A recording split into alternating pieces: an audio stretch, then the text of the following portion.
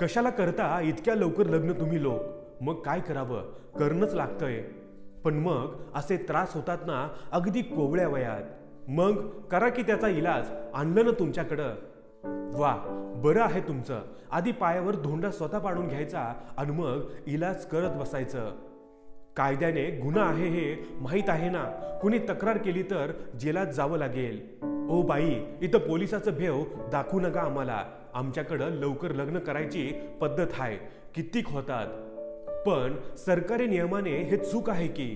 सरकारी नियमाला घाला चुलीत. पोरीच्या मायबापाचा घोर त्याला काय माहिती आणि तुम्हाला काय माहिती.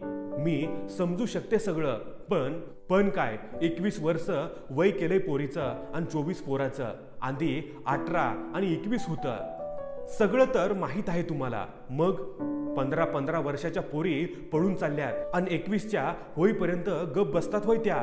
सरकारी नियमापेक्षा निसर्गाचा नियम लय मोठा आहे बाई. आणि जुना जमाना थोडाच आहे आता.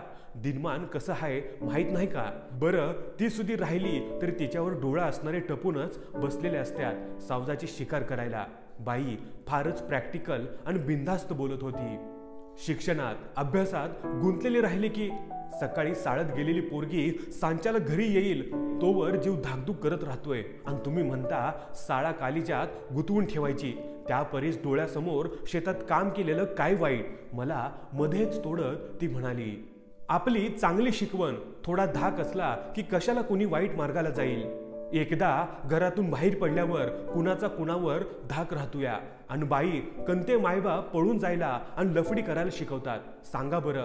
पर हिच्या वर्गातल्या 2 पोरी पळून गेल्या. मायबापावर तर आभाळच पडलं की. त्याच्यानं हिला बी 10वीची परीक्षा झाली की उजवून टाकलं.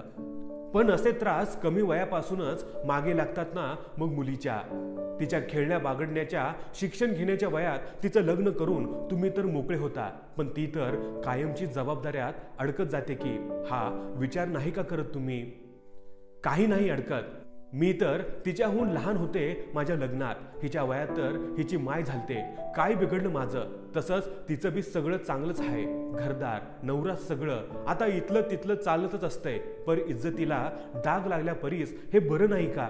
सरकार काय बी कायदे काढत, पण लेकी बाळी सुखरूप राहतील याची गॅरंटी घेईन का?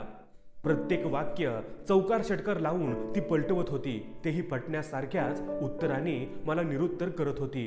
कायदे आपल्या जागी अगदी बरोबर आणि यांची मानसिकता, चिंता, भीती यांच्या जागी बरोबर नाही का?